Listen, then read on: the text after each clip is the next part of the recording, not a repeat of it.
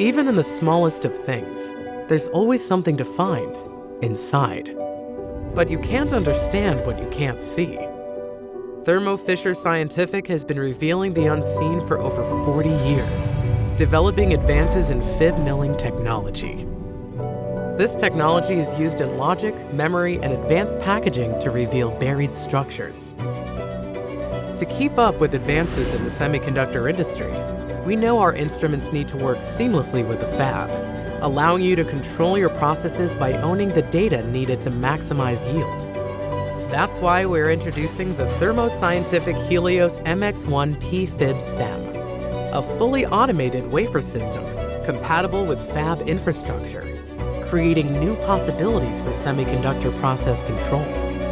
Conduct precise 3D metrology to measure nanoscale memory and logic structures, and perform virtual slice extractions to access device profiles and measure critical dimension trends.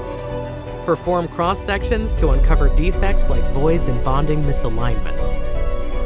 The Helios MX1 PFIB-SEM is equipped with new argon-based plasma milling technology, which significantly accelerates your time to metrology and defect data.